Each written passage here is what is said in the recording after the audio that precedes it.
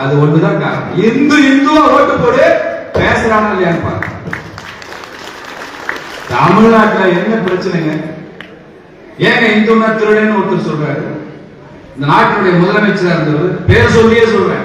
திமுக காரங்க இருந்தீங்கன்னா எனக்கு அதை பத்தி கவலை இல்லை. நீங்க தான் எனக்கு பதில் சொல்லணும். நான் உங்களுக்கு பதில் சொல்ல வேண்டிய அவசியம் இல்லை.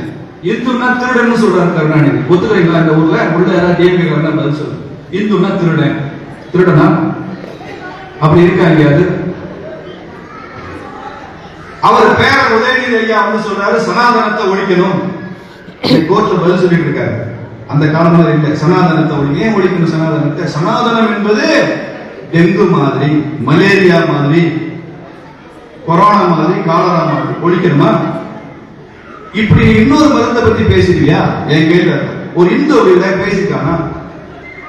இந்துத்துவம்னு பேசுற ஏதாவது இன்னொரு மதத்தை ஒழிக்கணும்னு சொல்லியிருக்கானா எங்கேயாவது? எங்களுக்கு அதுல ஏற்புடைமை இல்லையே, எங்களுக்கு அதுல நம்பிக்கை இல்லை. எந்த மதத்தையும் ஒழிக்க கூடாது, எல்லா மதங்களும் வாழ வேண்டும் என்றுதான் சொல்றோம்.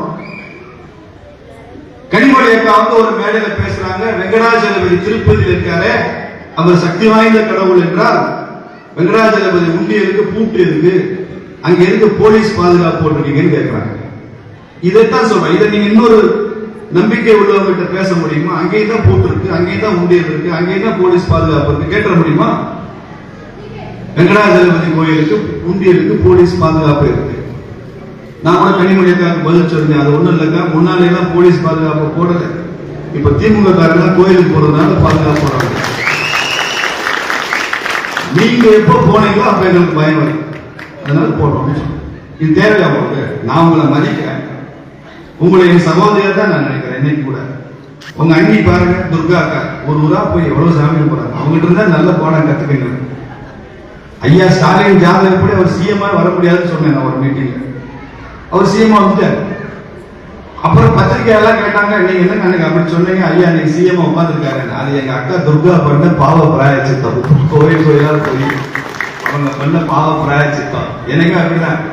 ஆம்பளை வீட்டுல சரியில்லை, கொஞ்சம் அப்படி இப்படி இருக்கிறான்னா அந்த அக்கா என்ன செய்யும்? கோயில் கோயிலா போகும், வீட்டுக்காரர் நல்லா இருக்கணுமே, அவருக்கு எதுவும் தீங்கு வந்துடக்கூடாது அப்படின்னு அவர் அவங்க திமுக கட்சிக்காரங்க பண்றதுக்கெல்லாம் இங்க போறாங்க. நான் வந்து அரசியலுக்கு அது சொல்லுங்க. நீ என் மதத்தை காயப்படுத்துறதுதான் அவனை சொல்ல வேண்டிய. நான் அரசியல் நீங்க 1000 ரூபாய் திட்டம், நீங்க தேர்தல் வாக்குறுதி இப்படியே நான் பேசவே இல்லை. நீங்க எந்த கட்சிக்கெல்லாம் ஓட்டு போடுங்க, பிரச்சனை இல்லை. ஒரு அரசியல் இயக்கத்துக்கு ஓட்டு கேட்டு நாங்க வரல, அது இல்லை. ஆனால் என் மதத்தை நீ காயப்படுத்தாதேன்னு சொல்ற, என் ஆன்மீகத்தை புண்படுத்தாதேன்னு சொல்ற. எப்படி மற்ற மதங்களை நீ மதிக்கிறாயோ அப்படி என் மதத்தை நீ மதித்து பேசணும்னு சொல்ற. இது தப்பா? அது இந்த எதிர்பார்ப்பு தப்பா? அந்த கட்சியில உள்ள நமது உறுப்பினர்களே கேட்கிறேன், இந்துக்களே கேட்கிறேன். இப்படி ஒரு தலைவர் பேசுறாரு, இது தப்புன்னு ஒரு கடிதமா எழுதி, ஒரு இமெயில் போட்டு, ஒரு வாட்ஸ்அப்ல மெசேஜ் அனுப்பு, இப்படி பேசாதீங்க ஐயான்னு சொல்லுங்க. ஏன் அப்படி இந்துக்கள் மனசு வலிக்க முடியா பேசுறதுன்னு கேளு. சமீபத்தில் ஒரு அமைச்சருங்க பொன்முடி சைவம்னா என்ன வைணவம் என்னன்னு விளக்குறாருங்க. எவ்வளவு ஆபாசம், எவ்வளவு கொச்சையான விஷயம், எவ்வளவு அநாகரிகம். சைவம்னா என்ன, வைணவம்னா என்னன்னு அவரு சம்பந்தமே இல்லாத அவ்வளவு ஆபாச கதை, ஒரு காம கதை எடுத்து பேசுறாரு. இந்த மாதிரி இன்னொரு மதத்தை பத்தி பேச முடியுமா? ஆனால் எப்போதும் போல இந்துக்கள் இப்போது இல்லை. கொதிச்சு எழுந்துட்டா அமைச்சர் பதவி எடுத்து போட்டாரு. பொன்முடி அமைச்சர் பதவி ஒரு மயில் உருண்டு போச்சு. இன்னும் நிறைய உதவ வேண்டியது இருக்கு. அது ஒரு வருஷம் ஆகும் உதவுறது. அதனாலதான் சொல்றேன், அந்த உணர்வு வேண்டும். எனக்குலாம் இந்த தென்பகுதியில கன்னியாகுமரி இந்த மாதிரி ராதாபுரம் தாலுகாவுக்கு வரும்போது எனக்கு ரொம்ப மகிழ்ச்சியா இருக்கு. எங்க பகுதியிலாம் இல்லாத ஒரு இந்து உணர்வு இந்த பகுதியில் இருக்கிறது என்பது எனக்கு ரொம்ப மகிழ்ச்சியா இருக்கு. நான் சொல்லுவேன், எங்க மதுரையில எல்லாம் சொல்லுவேன், நாம எல்லாம் இந்துவா இருக்கோம்டா, கன்னியாகுமரி பக்கம் போய் பாரு, அவன் இந்துவா வாழ்றான்னு சொல்லுவேன். இந்துவாக இருப்பது வேறு, இந்துவாக வாழ்வது. அந்த உணர்வு நமக்கு வேணும் இல்லை? இல்லைன்னா என்ன ஆகும்? நம்ம தர்மத்தை பத்தியே நம்ம பிள்ளைகளுக்கு சொல்லி தரது இல்லை, நம்ம மதம் என்ன சொல்லுதுன்னு சொல்லி தரது இல்லை. நம்ம வீட்டுல ஒரு பகவத்கீதை புத்தகம் இல்லை, ஒரு திருக்குறள் இல்லை, ஒரு தேவாரம் இல்லை, திருவாசகம் இல்லை. நான் உங்க மாவட்டத்தை சொல்ல, இங்க நிறைய இருக்க வாய்ப்பு இருக்கு, என்ன சமய வகுப்பு நடத்துறீங்க. நான் சொல்ல பொதுவா தமிழ்நாடு முழுக்க உள்ள இந்துக்களை சொல்றேன். நம்ம மத கல்வி, நமது ஆன்மீக கல்வி நமது பிள்ளைகளுக்கு கொடுக்கணும்னு எண்ணம் இல்லை. என் நேரம் வீட்டுல உட்காந்து அப்பா அம்மா டிவி சீரியல் தான் நோண்டி நோண்டி நோண்டி பாக்குறீங்க. மாமனார் மருமகளை கொலை செய்யறது எப்படி, இன்னொருத்தர் ஓடி போயிடுறது எப்படி, பிசினஸ் நாசமாக்கிறது எப்படி, இதுதான் டிவி சீரியல். சாயங்காலம் 6 மணிக்கு ஆரம்பிச்சா 10 மணிக்கு இதுதான் ஓடுது வீடுகள்ல. இதை பார்த்து பிள்ளைங்க என்ன கத்துக்கிறதுக்கு இருக்கு? நல்ல விஷயம் கத்துக்கிறதுக்கு நம்ம இந்து வீடுகள்ல என்னங்க சொல்லிக் கொடுக்கிறோம்? அந்த பிள்ளைங்க எங்க இருந்து நல்ல விஷயம் கத்துக்கும்? இத்தனை பாப்பாக்களை உட்கார்ந்து எங்க இருந்து நல்ல விஷயம் கத்துக்கும்? ஒண்ணு மொங்குன்னு கோயிலுக்கு போக வேண்டியது, ஏதோ சடங்காச்சாரம் மாதிரி சுத்தி வர வேண்டியது, உள்ள வேண்டியது. அந்த கோயில கூட உட்கார்ந்து ஒரு பிரார்த்தனை பாடு, ஒரு சிவன் கோயில உட்கார்ந்து நம்ம பிள்ளைகளுக்கு ஒரு தேவாரம் சொல்லி தர சொல்லு. எங்க அப்பா என்ன சின்ன பிள்ளையிலே குமரேச சதவீதம் பாட்டு சொல்லி கொடுப்பாரு. எங்க ஐயா குமரேச சதவீதத்தில் எங்க அப்பா எக்ஸ்பர்ட். கடல் என்ற புவி மீது அலை என்ற ஒரு கொண்டு தரம் என்ற வாழ்வை நன்றி காற்றென்ற மூவாசை மாதரை சுடலிலே கட்டுண்டு நித்தம் அப்படி சொல்லிட்டு நாங்க சொல்லுவோம். அடுத்த வயசு நானும் எங்க அக்காவும் போட்டு சொல்லிட்டே இருப்போம்.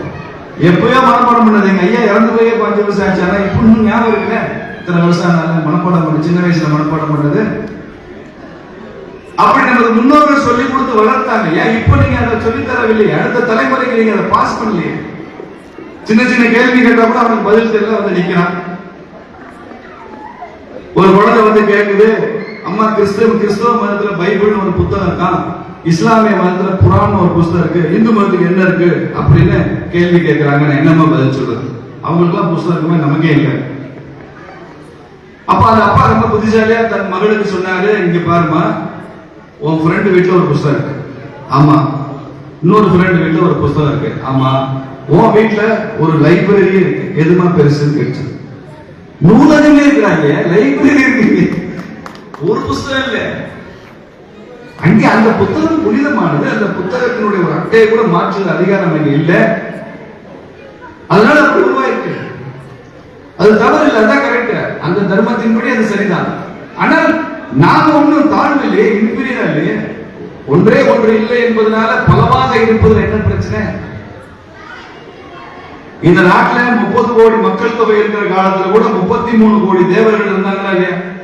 பாரதியார் பாடினா 30 கோடி ஜனங்களின் சங்கம் முழுமைக்கும் ஒரு பொது உடைமையும் பாடினா. 30 கோடி மக்கள் தொகை பாரதியார் வாழ்ந்த காலத்துல, பாகிஸ்தானையும் சேர்த்து, அப்ப இருந்த பாகிஸ்தான் பிரதேசம் சேர்த்து. ஆனா 33 கோடி தேவர்கள் இருந்துதான் புராண கதை வருது. ஒரு ஆளுக்கு ஒரு கடவுள்னா கூட 3 கோடி கடவுள் சர்ப்ளஸ் எக்ஸ்ட்ரா வேலை இல்லாம இருக்கு. ஒரு ஆளுக்கு ஒரு கடவுள் பிரிச்சு கொடுத்தா கூட. அதான் இந்து தர்மம். எல்லாத்தையும் ஏத்துக்கிறோம். கடவுளுக்கு எண்ணிக்கையே கிடையாதுங்க. அதனால என்ன, ஒண்ணுதான் அவசியம் இல்லையே, அது தப்பு இல்லையே. ஒன்னா இருந்தாலும் தப்பு இல்லை, பலவாக இருந்தாலும் தப்பு இல்லை. ஏகன் அநேகன் அடி போற்றின்னு பாடுறாரு மாணிக்க வாசகர். ஏகன்னா ஒண்ணு, அநேகன்னா பல. ஒன்றாக இருந்தாலும் ஏற்றுக்கொள்கிறோம், பலவாக இருந்தாலும் ஏற்றுக்கொள்கிறோம். கடவுளை பத்தி நம்மாழ்வார் சொல்றாரு, ஆணும் கடவுள் யாருன்னு கேட்கிறாரு, கடவுள் ஆம்பளையான்னு கேட்கிறான் ஒருத்தன். இல்ல, அப்ப கடவுள் ஆம்பளை இல்லைன்னா பெண்ணான்னு கேட்கிறான், பெண்ணும் இல்லை. நம்மாழ்வார் சொல்றாரு, அப்ப கடவுள் ஆணும் இல்லை பெண்ணும் இல்லைன்னா அப்ப அழியாருன்னு கேட்கிறாரு, அழியும் இல்லை. கடவுள் எங்க இருக்காருன்னு கேட்கிறாரு, அவன் எங்கேயும் இல்ல. இப்ப கடவுள் எங்கேயுமே இல்லையா? இல்ல இல்ல, எல்லா இடத்துலயும் இருக்கிறாரு. என்னையா சொல்ற, பைத்தியம் முடிக்குது. அந்த பிரபத்தை பாருங்க, எவ்வளவு அற்புதமான விளக்கம். அதுக்குள்ள நீங்க முழுசா படிச்சீங்கன்னா அவர் என்ன சொல்ல வர்றாரு தெரியும். ஆணும் அல்லன் பெண்ணும் அல்லன் அல்லாது அழியும் அல்லன் உடனும் அல்லன் இளனும் அல்லன். கடவுள் இருக்கிறவனும் இல்லை, இல்லாதவனும் இல்லை. அவன் ஆம்பளையும் இல்லை, பெண்ணும் இல்லை, அழியும் இல்லை. இப்ப கடவுளுக்கு தத்துவத்தை எவ்வளவு அற்புதமாக விளக்குகிறது 4000 திவ்ய பிரபந்தம் தான் நம்ம அழ்வார். இந்த சுவையை சொல்ல வேண்டாமா நம்ம பிள்ளைங்களுக்கெல்லாம்? எந்த நேரம் சினிமா பாட்டு, இப்பதான் குட் பேட் அக்லி பார்த்து முடிச்சிருக்கான். இன்னும் அடுத்த வாரத்துல ஏதாவது தக்கலை போயிடலாம். அதுல கமலஹாசன் சிம்பு நடிச்சிருக்காங்க. அந்த தக்கலை எப்போ வரும் டீச்சரை பார்த்து துடிச்சுட்டே இருக்காங்க. இதுதான் முக்கியம், இது முக்கியம் தான் பாரு.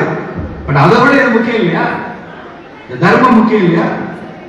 எந்த ஊர்ல முக்கியமே இல்லை, மாடப்புற தர்மத்துல தர்மம்னு ஊர் பேரை வச்சுக்கிறது முக்கியம் இல்லையா? அதைத்தான் நம்ம தெரிவிச்சுக்கிறோம்.